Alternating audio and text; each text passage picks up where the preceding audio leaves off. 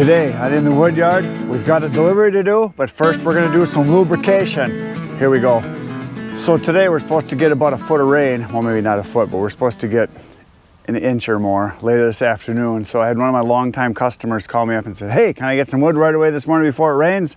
I've got the morning available and I could get it all put inside and all nice and cozy before it rains. So I'm going to do that. So he wants a full cord, so I'm gonna load that up.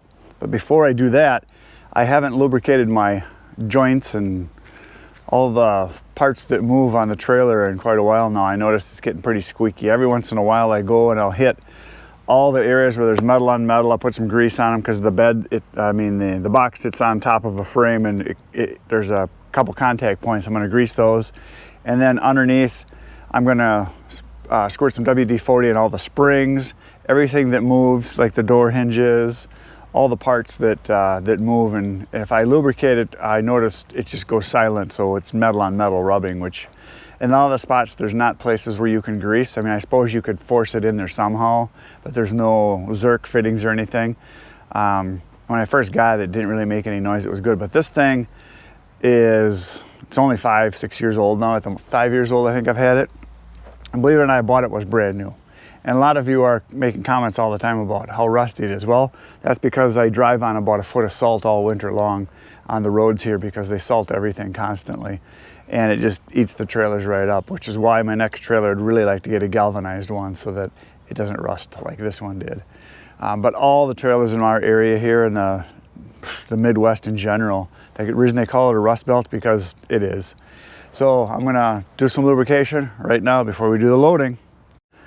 So on the trailer bed right here, they've got these little triangles welded on. It's where it makes contact with the box as it drops down, and then it hits right in here. So I always put grease right in here, and then the other spots it hits is like right in here. It's not too bad, but over here you can see it's shiny metal on this side. So I put grease right in there. And then down underneath, if you look over to the sides, the springs, there's no Zerks or anything in there, but I do know when the trailer bounces around, the springs and where all the U-joints are and everything, where it's connected, like these contact points right here. It's like a pivot point for the springs, so it's flexible for when you're turning. All those squeak, so what I do is I just squirt in a whole bunch of WD-40 in all those points, and I'm gonna hit the doors, the hinges, and all that kind of stuff too, so we're gonna throw some grease at it. So I have an old can of grease here left over, so I'm gonna use my this is a custom-made applicator. These I have exclusive to my wood yard. It's got a thumb hold right here, as you can see, so that I can get good leverage. So when I'm scooping, I can get the grease out. So I just put a gob on here. It's nothing fancy. I could use my fancy new Milwaukee gun, but this works. So that's it. That one's done. Gonna do the other one next. Here's the other side. So we're just gonna gob it on.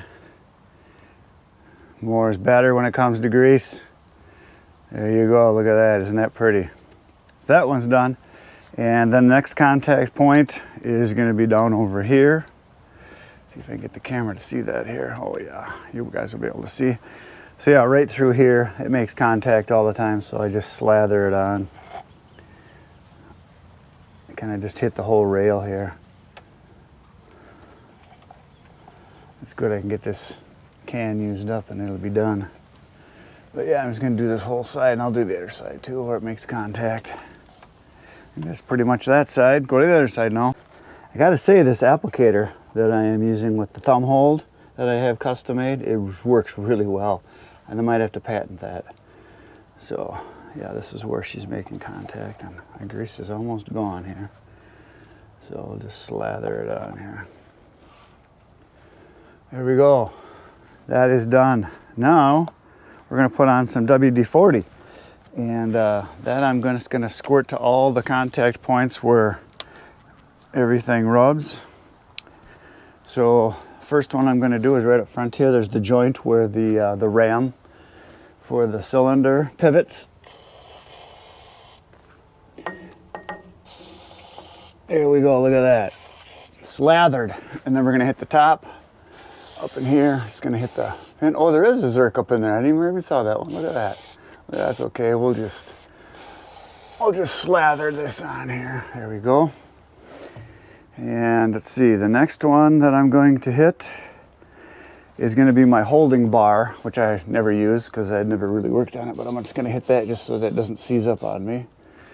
And then I'm going to hit all these springs. I usually just coat the whole thing. It is not going to hurt anything because I know they squeak. There you go, I think. I'll get here a little bit. And we're going to go over to the other side and hit that one then.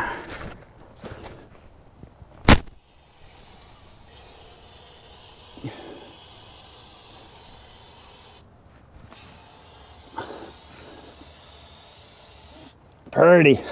Okay, I'm going to go across to the other side. When on my way there, I can hit these.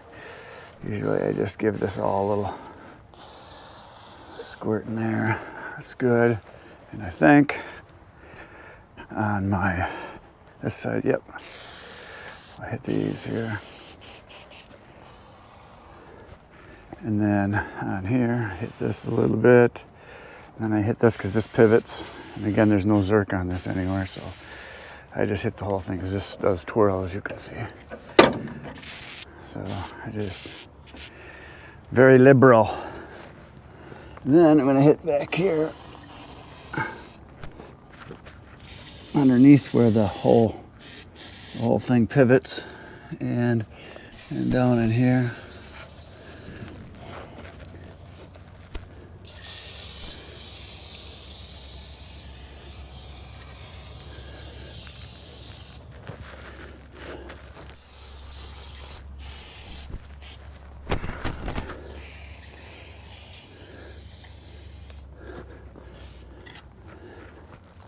And then here, kind of just hit everything.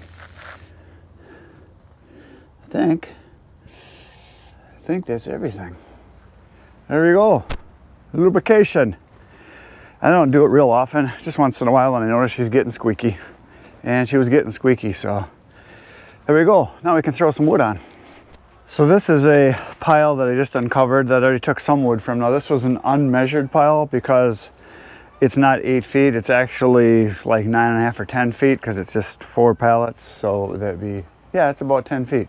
And so I'm gonna take all of this, throw it in, and I'm gonna take some from the pile behind it because this is a full cord that I'm delivering, and a full cord is basically as much as I can put in the trailer loose. So it's heaped tight to the sides all the way to the top. It's as full as I can get it. So when I do a full cord, I either take a full cord and just throw it in, but it does fill the trailer, so I just know that's what I've got to do. So the chucking is beginning right now.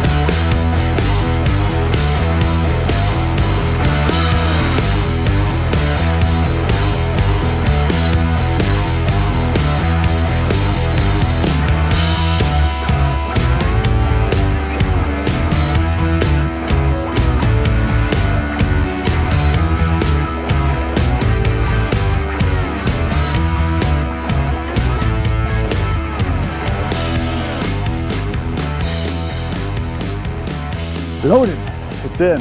And what I did at the end here, I left a little hole and I took 3 real big armfuls of kindling that I have stacked right over in these racks right over here, because that's where all my kindling is. Because I'm going to start giving it away to people that, you know, make good orders, or people that are good customers that buy, you know, several times a year. I'm going to start just giving them some armfuls of kindling just to kind of keep them as customers.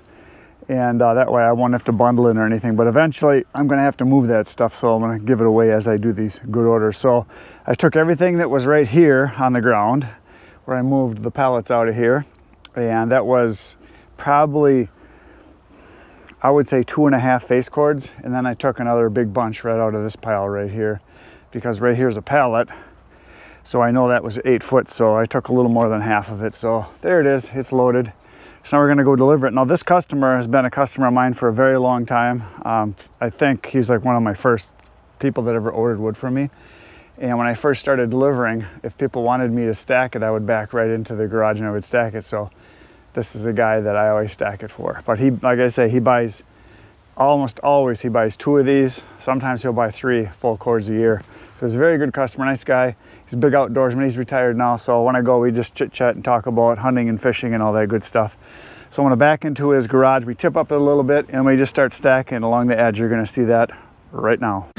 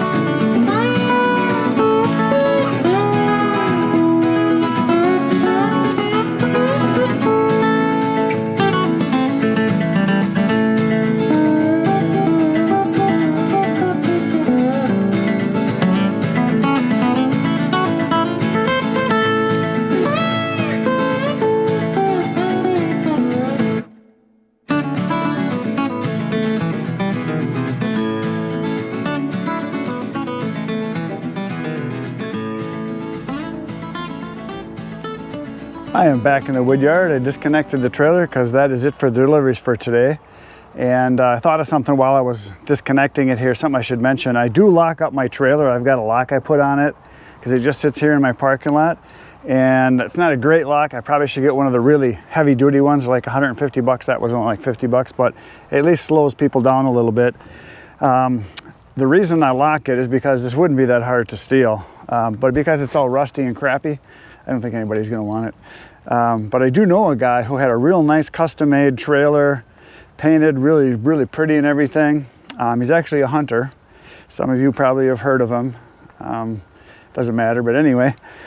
He was at a hunting show doing, you know, talks, demonstrations, and selling products and things. And they went out to eat one night and he came back, and just before they got to the venue he was at, he saw a trailer going by on other direction on the interstate, and he thought, oh, that looks just like my trailer. That's a nice one. He said, I didn't know that was like a common pattern. Didn't think anything of it. Got back to the place. His trailer was gone. Somebody stole it. And it was a nice trailer. So he never did get it back. So I don't want to be that guy.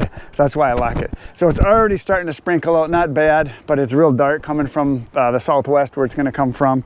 I looked at the radar and we're supposed to get an inch of rain this afternoon starting within an hour. So I'm not going to do any more work today in the wood yard. That is it. I got lots of other stuff to do, but I would like to work out here because the temperature wise is pretty nice. But that's it for today, folks. So you know what to do. Hit the buttons, hit the like, the subscribe, the share, all that good stuff.